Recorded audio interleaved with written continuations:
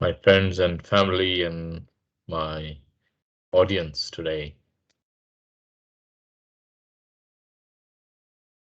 I had promised to continue with my trust with history and technology, which I started last week, last Saturday. I had spoken to you about the way the need of mobility and communications produced changes to the economy, introduced changes to the economy, and drove the human society. However, the pace of the innovations in this area of mobility and communications, which are so important to economy, was very slow initially. First, initially we had,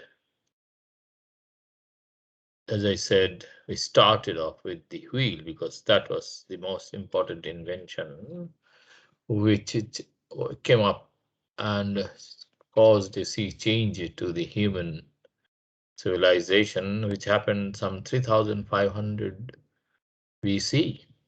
Now, between 3500 BC and 1800s, we didn't have a lot of things of that effect and innovation which affected the humanity as much, except till when we were in the early 1800s or about 1830, when we had the first commercial railway system working, and then it was followed by the innovations in telegraphy, innovations in telephony, and then subsequently later in 1900s we came to the television as well. But however, they were happening at a much while it was happening at a far faster pace than the first, say almost like uh, 2000 years. This century 1800s really started showing some changes to the rate of innovation and changes it brought to the society. Leaving that behind us, I had come to say 1970s when we had already now started seeing the small transistor radios, and then they went on to we started having the integrated circuits, the transistor logic, and before long, in around the beginning of 1970s, we had the first processor-based logic chips, the Intel 4004. It was indeed a very great departure, a great step in the forward direction. Before the advent of 4004, obviously we had the logic done through hardwiring, and therefore if you have to change a logic, it would be quite a substantial activity and work. The the availability of a processor based logic chip like the 4004 was a significant event and helped in the fact that the now we had something which was allowing us to change the logic of a system on the go. Now, from there, uh, we go to the next important event. With the 4004, it gradually started becoming bigger in size. You could do more, and it did give new things to the society. Before long, say by another decade or so, we already started seeing the first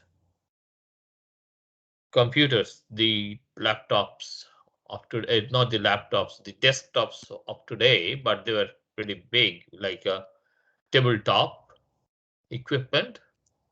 And this is where my experience with the technology becomes very close. In 1980, we had the first tabletop computers in my place, in the place which I worked. I had joined the Indian Railways, and then I was before long working with the tabletop computer. I remember it was manufactured by Hindustan Computers Limited. The name of the model I vaguely remember, probably Busy Bee, and it was indeed a very great experience. The It left a lot of mark on me. Before the computer was available, we produced documents which had to be circulated using what was known as a cyclostyling machine. Now, that machine used a typewriter to create a template of holes in a paper, and then you could run it through a machine which would create multiple copies from that template. But it was a very messy affair, and if you did make a mistake, and it would be quite difficult managing this thing, you may have to retype the whole page at times. There were some facilities available to allow some minor reworks on those stencils, but that would not go very far. I was doing a lot of tenders at that time, and we had to issue or create documents which are fairly accurate, and a few copies of them are always needed. So the tabletop computer, the in those days the mini computer, they said, give a tremendous help in this area. It was a big difference of that we saw. I would type the tender document onto the mini computer, and then it would be printed out if there is a mistake or we wanted to change some paragraph, some wording. It was so easy, and which we had never experienced before. It was truly a new experience for everybody. And these mini computers then came with some tools which like a spreadsheet, so we could easily do calculations. We could simply do a series of repetitive calculations with immense ease.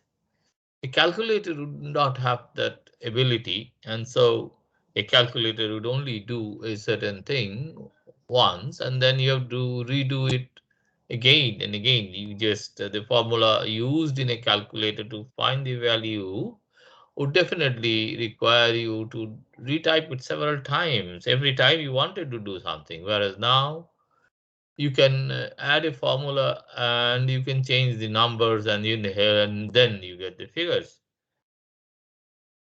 But what I noticed was before long, we were creating or asking more and more of the mini computer. And towards the end of 1980, I was trying to do some project management data on the mini computers of those times.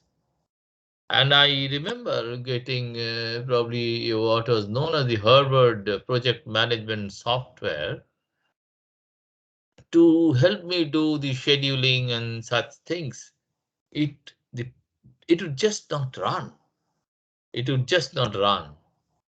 So the my experience was you start with the capacity with the computer, and before long it would it would go bust. It would not be able to manage the amount of work that we put into it. It's not like today.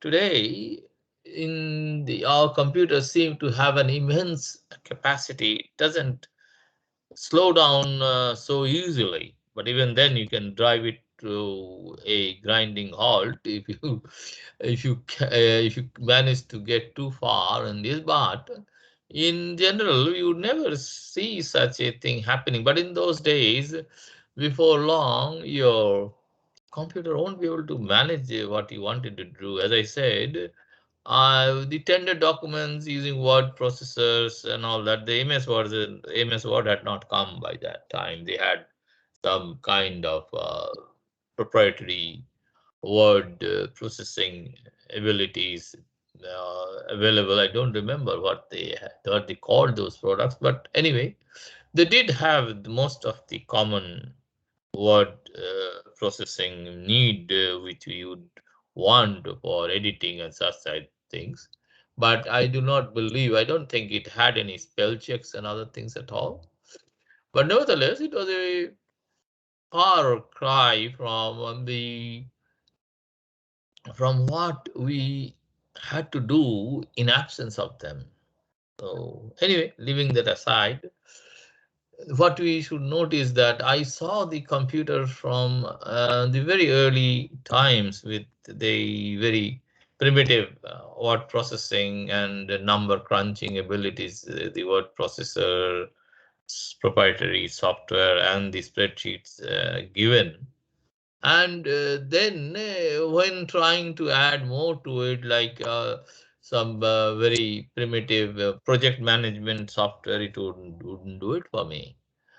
At that time, the AutoCAD softwares were also coming, but we had not been able to put it in use because I believe at those times the AutoCAD wouldn't work unless you also have a plotter with it, and plotters were too big an investment at that time to be done. So it was not done. So we left it at that. But mostly, but computers, the mini computers, they were called, not the tabletops that we call today, uh, went on improving. They went on having higher and higher speeds and bigger memories. But they were still only in the offices. They had not come to the homes at that time. In the meantime, I was also seeing the huge change in the telecommunication sector, which again, I was fortunately is part of some, at least a part of some parts of it rather.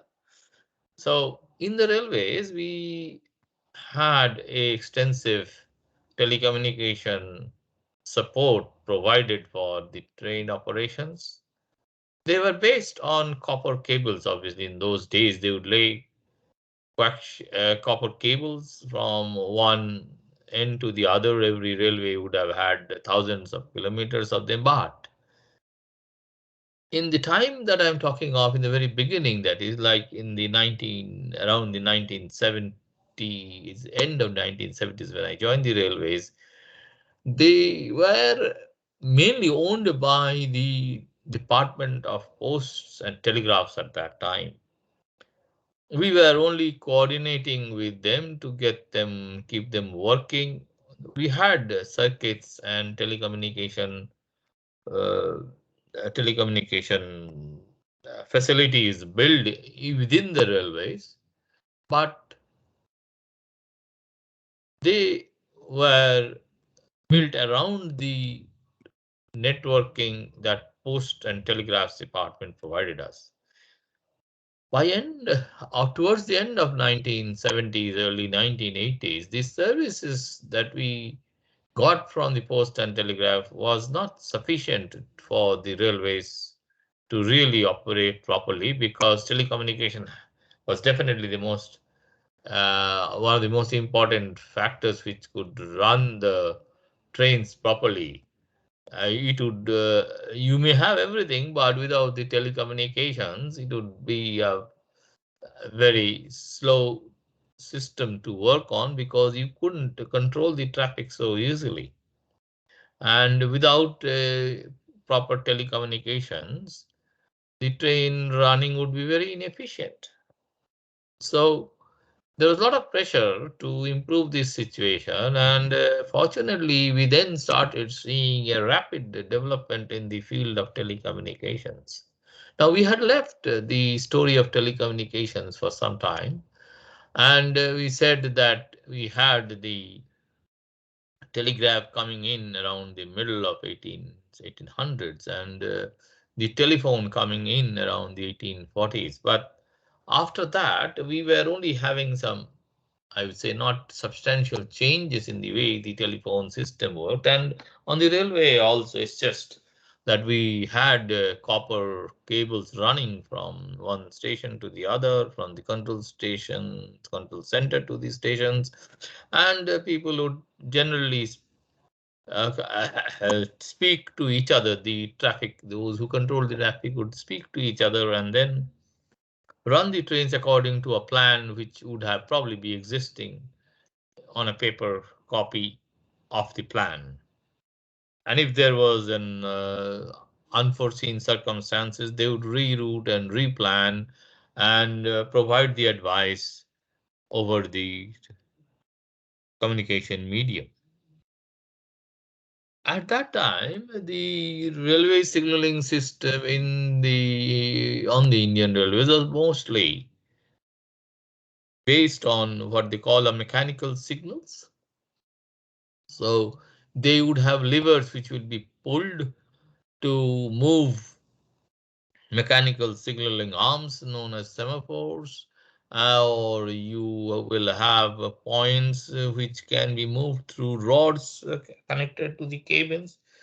We would not see a lot of changes to this arrangement for some time to come on in India, though. So I did not see the change in that area too much till later.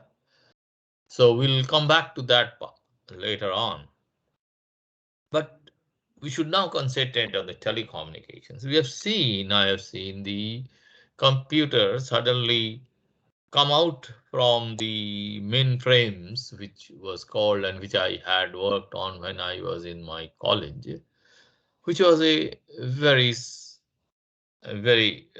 difficult exercise because you have to punch the cards and then you give it in the morning, come back in the evening to see the results. It was extremely difficult to get a sufficient or immediate output. But those days were already gone by around the 1990s, where we were having these mini computers available in every office, at least a few of them to in the offices, in each offices. So we were already using them to improve our productivity. But the the home computers would have to still wait for another decade.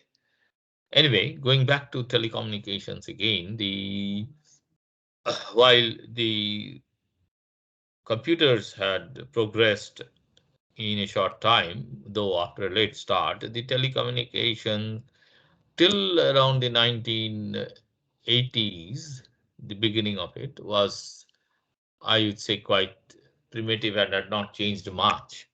Then, because of the problems that we could not manage our telecommunications needs using the old cable system, we started looking for new technologies, and it was there. It was again a great experience.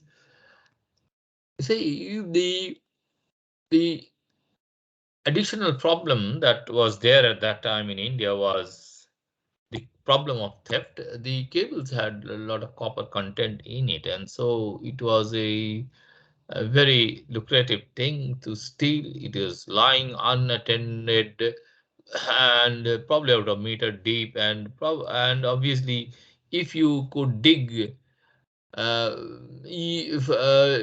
you will be able to recover the money for the digging because of the cost of the copper that you could manage to steal by that process. So now we had to think of a telecommunication system that would not be prone to such thefts at the same time. In the meantime, which I should also have mentioned, the copper-based communications was having some changes, though I had discounted that a bit, but it was there that the communication using microwave systems had already come into place. We were having radios, microwave radios working in the in around the 7 gigahertz on the railways, and then the P&T department has some lower frequency microwave systems. They were already started working by that time. And it was already in place probably for about 10 years, that is around 1970s or so. And in the railways, and there was a thought that why can't we use that system for replacing the cables that was used for train control. Now, this had a slight bit of a problem, which we had to definitely take care because this communication had to be extended every station. They may be about 10 kilometers apart. So now if you have trains, if you have to a drop a channels, that is which you call the, see, every system, a telecommunication system as a control communications, had to be dropped at every station so that they can talk over the from every station. Now that would be every 10 kilometers. The dropping it at every 10 stations and repeating it every 10 kilometers or so, or even less, would have caused a problem, because every time you drop and repeat, there is some fuzziness or a kind of noise which gets introduced. So it would have been quite a there were techniques to avoid them, but if you do it too many times, it would have become quite difficult to maintain, and also to even probably design. Fortunately, that time, which was not available before that, so to say, we came to the age of a digital multiplexing system, which was known as the pulse coded modulation, using pulse coded modulation. And we were now seeing multiplexing equipments practically available and for use, which use this technology of pulse coded modulation, time division multiplexing, to be frank. And this helped in the sense that now we could repeat it much more faithfully, and it would not have as much distortion noise if we employed these techniques. So we were lucky at that time, and I was also lucky to be part of that exercise and actually delivered to the railway I was working, Eastern Railway at that time, a microwave system which allowed the telecommunication control to be extended. In fact, one of my colleagues at that time, Mr. Ganesh Chakravarti, has joined in this meeting. Thank you, Ganesh. And we experienced the great, you know, the great benefits, the advantages the system brought, and then we didn't have problems that the old system of the post and telegraph was causing us. Now, Though we did have another type of problem because the system we employed very high frequencies and 18 gigahertz to be exact, and such frequencies are subject to attenuation by rain, and so if there was a heavy rain the system would stop working. But fortunately we had designed it very close to the optimum size, though we had to upgrade it by one more size, the antenna size, I mean, but that helped, that more or less took away the problems of caused by the nature that of rain. Now, the most important thing is that we could at that time use a high frequency because using a high frequency 18 gigahertz helped to reduce the antenna size quite a lot, and a antenna size of 1 meter was in average was quite sufficient for most of the stations. Without this it would have been difficult because you would have required much higher size antenna, and thereby we had to use towers of more massive structures, and doing it at every station would probably not have been possible. So now, between the 1970s and 1980s, between 1980 and 1990s, we have the radio transmission possible at very high frequencies, not in the VHF, but that's a wrong word. It can misleading word. It is the K band radio in the Q band radio, 18 gigahertz, and that kind of frequencies, all the mechanical size of the equipment was substantially reduced. But it would not have happened because the technology wasn't there to produce such radios before that time. And we did not have the digital multiplexing system so easily available before that time.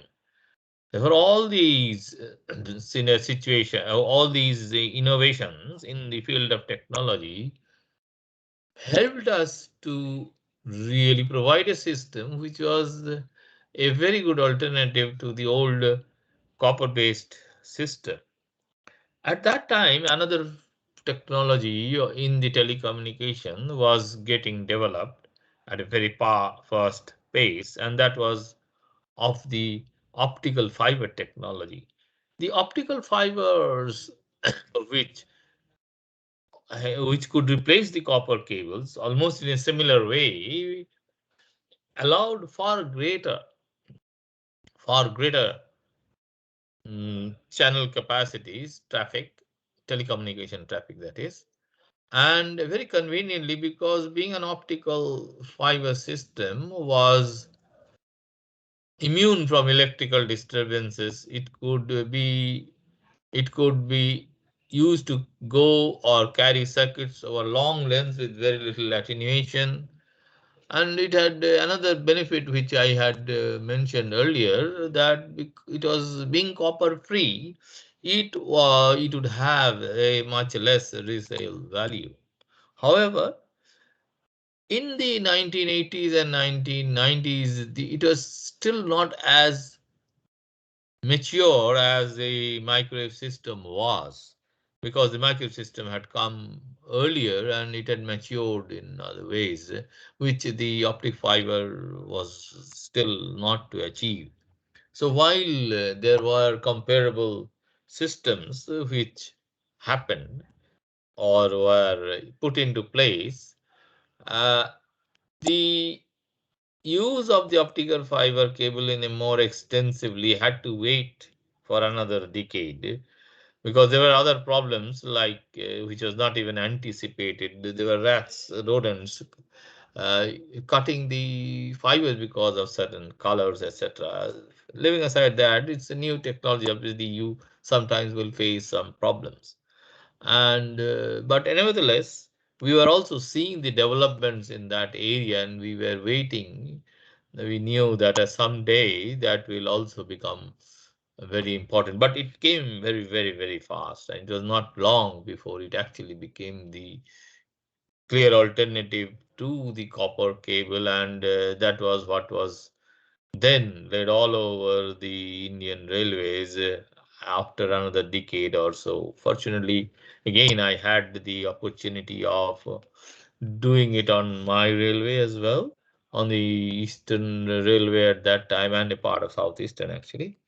And yes, but therefore, again, we see that while the computers were improving, getting faster, having many more features, the telecommunication was also marching at a fast pace. And what I saw was right in front of my eyes. They were improving. They were going from one state to another with very, very short time. Before long, we would see extensive use of them, as I will describe. And now, by the time we were in the 1990s, we were seeing smaller computers. The home computers were becoming a reality by the mid 1990s. And I'm talking of Indian context. Some of the countries would have already started having it even before. But when I saw it, and then we were already started seeing them in our homes. And however, the internet was still to come when even these computers has already made its way into the homes. The internet was slightly behind it. Now, my feeling is that had the internet not come more or less around that time, the home computers and whatever we see would not have gone in the space and in the way it has done. But that is for later to discuss. So now we see which we had left the computers in 1990s with the mini computers. They now comes into the home. Now there's an important thing which has happened. The operating system. The We were hearing about operating systems and what it can do while we were in our university in the late 1970s. And then we had the MS-DOS coming in, and that started changing the scenario of the computers, the small computers, the home computers. And before long, we were seeing computers which were based on various versions of the MS-DOS at that time coming in.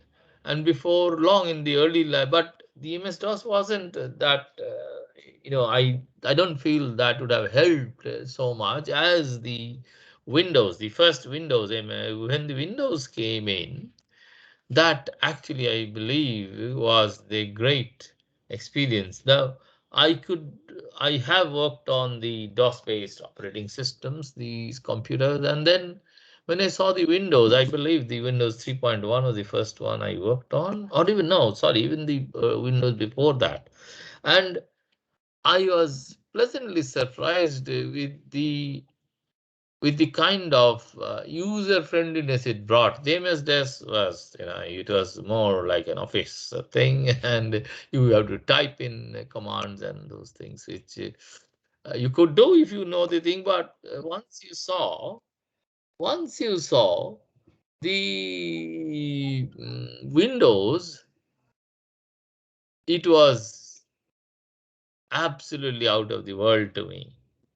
You could feel as if the when you open the when I first saw the Windows, when I started using the Windows, I could feel like I was swimming in it. It was so attractive. It was just making you feel as if you are a part of the computer then.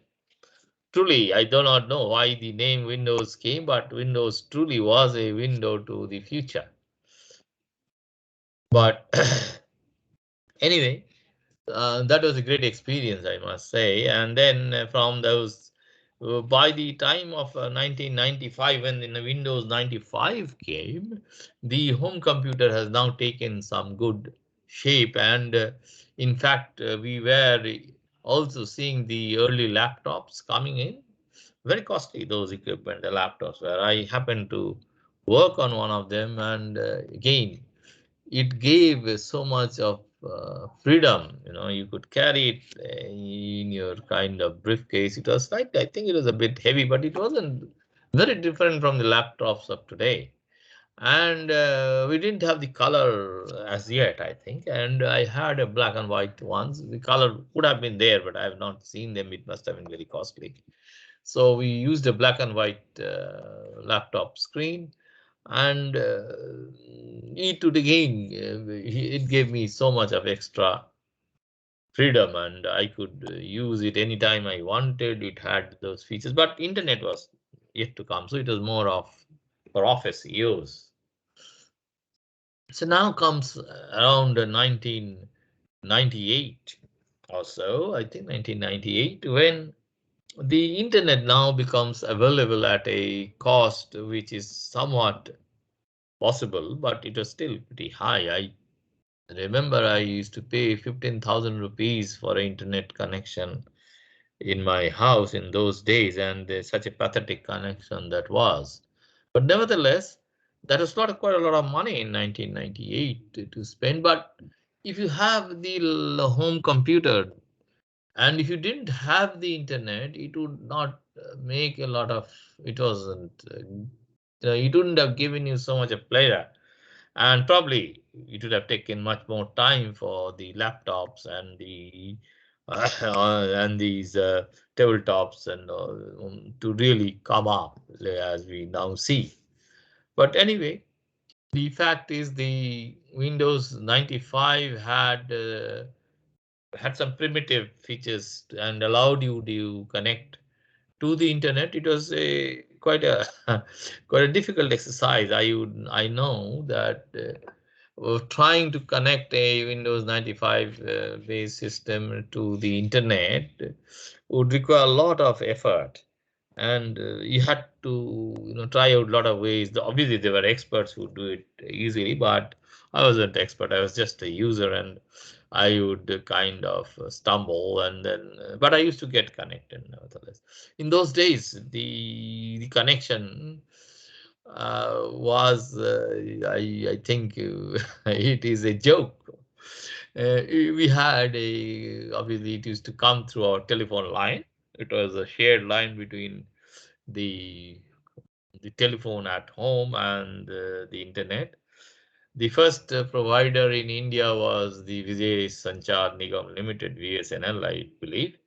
Anyway, we had a contract with VSNL. They had something to do with the Department of Telecommunication. By that time, the Department of Post and Telegraph has been separated into two separate departments, and we had the Department of Telecommunications, which was because of the great importance, and the and that internet connection into the home was basically a audio frequency modulated system over the telephone line with a modem at the end. It was a frequency shift keyed modem. And initially, the first connection I had was only having some 2.4 kilobits per second. That is a far, far, far cry from the today's speeds of 100 megabits per second. I can see in my computer at times it goes to 100 megabits per second. I don't know how I worked with it, but nevertheless, fortunately, we didn't have a lot of graphics and such things at that time. So anyway, the main use of the computer was more for play, I would say. A little bit of, yeah, there was not so much of searches to be done, and there was so not neither were there so many sites to go. There the search engines were there. Obviously, we had the browsers there, and And they were coming in. I forget the name of the browsers. They were not, I think, the Safari. I don't remember now. The browsers were there, and we could see something. And but anyway, it was definitely a great experience. That at least the email was already there, the email services. So suddenly now you have a system by which you could instantaneously communicate text with people which are all over the globe. I really loved it, and I used it just for the sake of fun. I would say not so much of useful practical communication, but we did, and I did use it. While this was happening, there was some changes in the other areas of telecommunications, like the processor-based exchanges, which was called software controlled exchanges.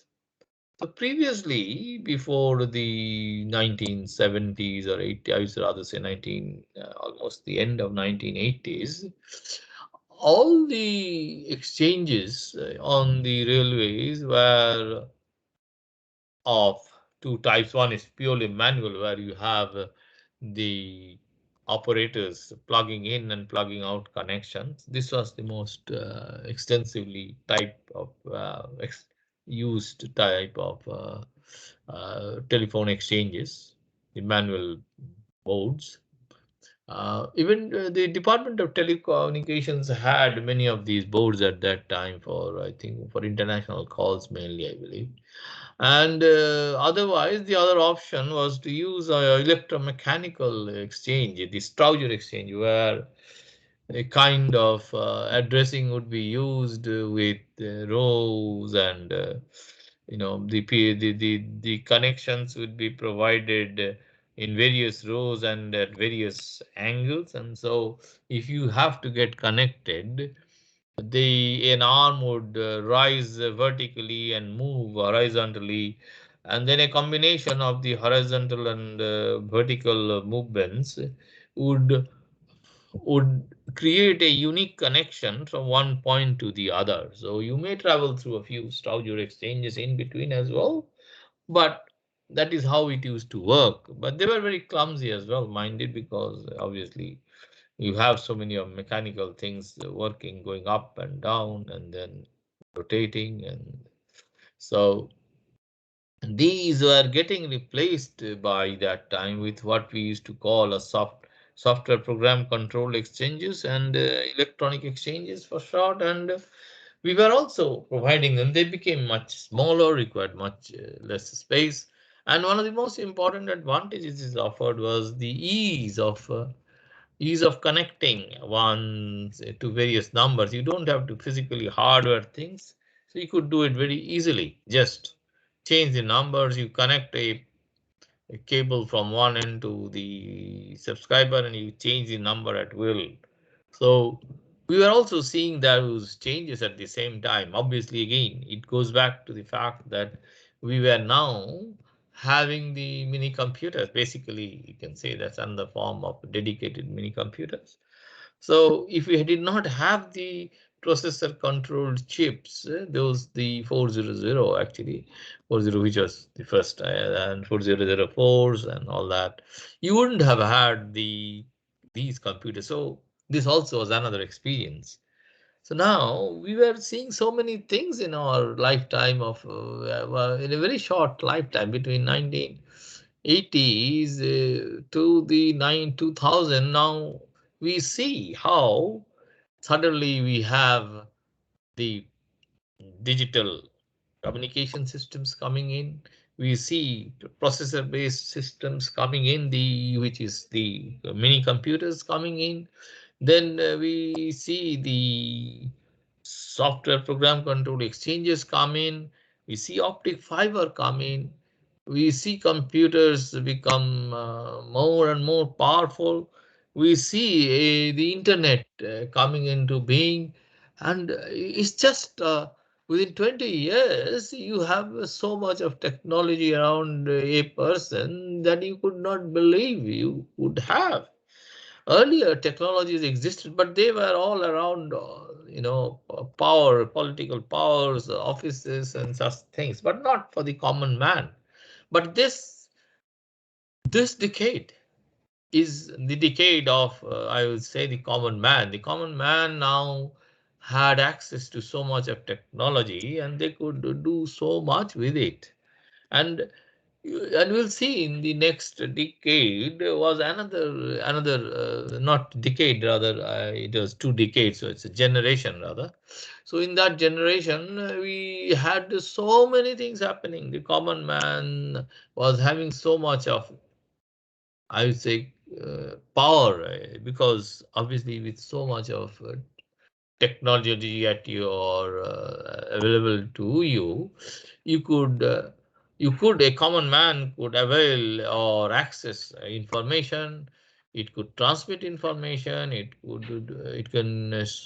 can perform social networking, and at a pace, at a, I would say, not only at a pace, but in a way, and in a manner which you had not done in the last 2000 or more years of the civilization. Obviously it is much more than that. And it was just a great experience, and nobody would probably see it as our generation again within in the front of their eyes. So now by the end of 2000, we were already having the technologies in a stage where it could provide some benefits, and some of them were already providing the benefits to the common man. The next generation, the next 2 decades, would now see the increase of the powers that these technologies had given, and that is another set of advances, which was based on this groundwork between the 1980 to 2000, these 20 years, the generation. So coming back to more specifics, in the late 1990s, we were hearing about LED powered lamps, for actual replacing the filament type lamps in a short time. Obviously, at that time we were still having only the filament lamps or the fluorescent lamps, but they consumed huge power. They were very inefficient form of light energy converters from electricity. But by the end of 1990s, we were already reading about the upcoming technology, which would give us the LEDs, high power LEDs, to give light which can be sufficient to light your homes, and was expected to be very, very, very efficient. We were also hearing about the electric cars. Now, from the time the cars have been invented, or it has been driven using fossil fuels. That is how it has been. And it is obviously a very big drain on the economy to keep cars running, and as well as the fact that it is devastating to the environment. So there was a lot of talk about electric cars which would run on batteries or some, they say, fuel cells and such things, where we did not have to depend on the fossil fuels.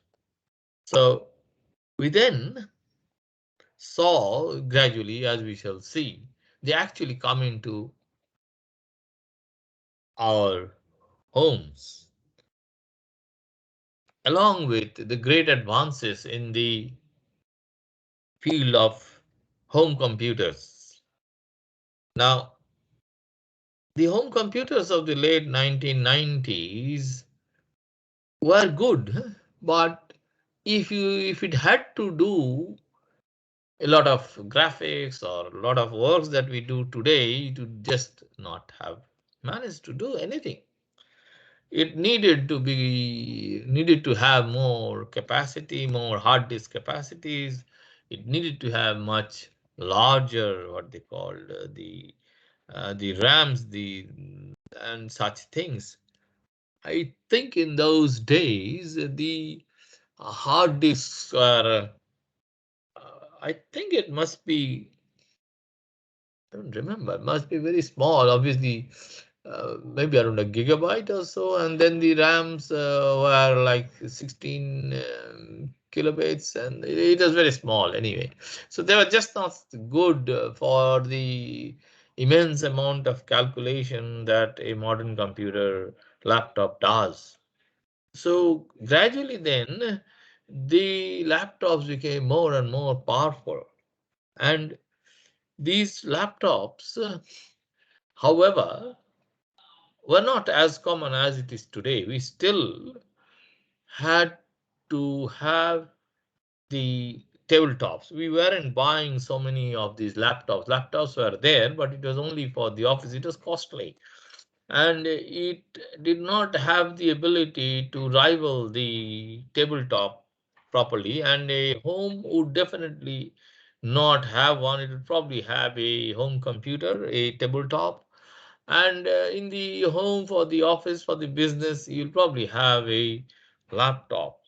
You not in 19. I think these laptops were more common in 19 around the 2006 or 7, not before that.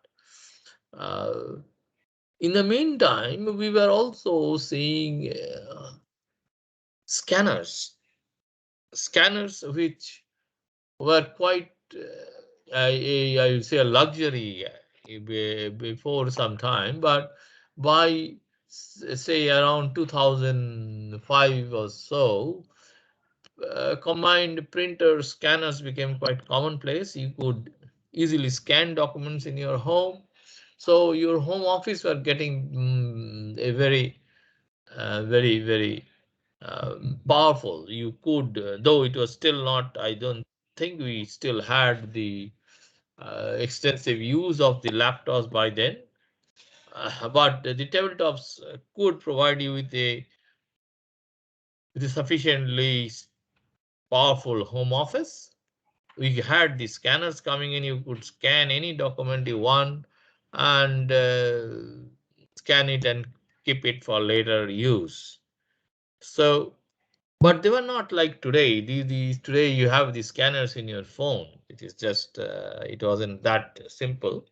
But we still started having these scanners. I know we did have some scanners even way back in the late 2000. We did have these scanners from.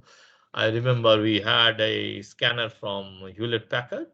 They weren't very costly. They were. It was possible to buy them and for home use as well. But they were a bit clumsy. It was quite a big set of equipment, and it was slow. And, yeah. So nevertheless, by 2005, they were becoming more easily usable equipment, and they came combined with the printers by that time. And at the same time, we were having a large change in the internet. But they were still, at that time, the internets were still more or less based on the telephone line, and so the speeds weren't going very high. No, not like 100 megabits. No way. So it was like, I think maybe around, I don't remember 100%, but probably we had been getting speeds of maybe 64 kilobits per second, or maybe 100 kilobits per second would probably also be possible, but not in those days was it possible to download movies or stream them like we do today. So this development, but the fact that the laptops did go on becoming more and more powerful, and in the meantime, we started having the smartphones in the market. The smartphones comes in, and they become a very easy equipment in everybody's hand to be useful. Now, again, in 2000, say it wasn't like today, you know. So around 2007 or so, we had the mobile phones, but they were still not like the smartphones. It was not as common as that. By 2007, we were having some what used to be known as a BlackBerry. The BlackBerry used to quite often by the business to do some mobile communication within the smart way. The mobile phone, I had not spoken about this particular thing, which was a very important important addition to the home technologies. The smartphone came later, but before that came the small mobile phones, the GSMR based phones, which you say, and it was like late 1990s, obviously, slightly after 1995 or so, that we started having mobile phones available freely and at a price which was somewhat possible to make use. But those days, I think it used to cost like 15 rupees a minute or something. And so it was a very, very big luxury to use a mobile phone at that time. But still, there was already people, obviously, businessmen had already started having their mobile phones. And by the late 1990s, individuals started having a mobile phone of their own because it was becoming not so difficult anymore, not so costly anymore. And by I believe around 2005 or so, it has become the mobile phones had become pretty cheap. In the cheap meaning that affordable by that time. So we now enter the 2000s when the major development was in the field of the laptops and the mobile phones becoming smartphones. Now, the smartphones were to wait a little more, but I think by the end of 2000, that decade, 2000, towards the end of 2010, it had become pretty uh, common, though not as common as it is today, though. And so, so this, we had a great time seeing these phones develop and come into our homes, and we really started liking it. And then